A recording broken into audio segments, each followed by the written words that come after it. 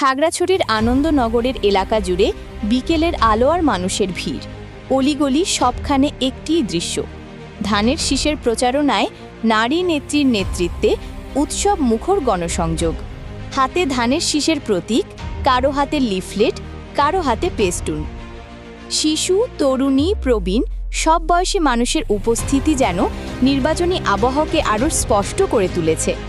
এই প্রাণবন্ত গণসংযোগের নেতৃত্বে ছিলেন খাগড়াছড়ি জেলা বিএনপির উপদেষ্টা ও নারী নেত্রী জাকিয়া জিন্নাত বিথি। দুপুর থেকে সন্ধে পর্যন্ত তিনি খাগড়াছড়ি আনন্দনগর এলাকায় আশেপাশের কয়েকটি পাড়ায় ডোর টু ডোর প্রচারণায় অংশ নেন। তার সঙ্গে ছিলেন জেলা মহিলা দলের শীর্ষ নারী নেত্রীদের শক্তিশালী উপস্থিতি। প্রচারণায় অংশ নেন খাগড়াছড়ি জেলা মহিলা দলের সভানেত্রী কুহেলি দেওয়ান।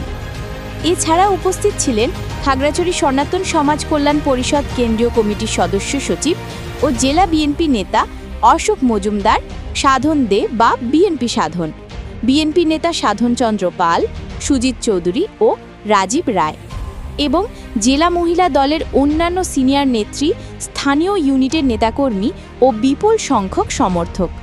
তাদের উপস্থিতিতে প্রতিটি পাড়ায় সৃষ্টি হয় উৎসব মুখর পরিবেশ। রঙিন পোশাকে আসা নারীরা কেউ লিফলেট ধরেছেন, কেউ ব্যানার, কেউ বা পথ দেখিয়ে নিয়ে যাচ্ছেন নেত্রীদের ঘরে ঘরে।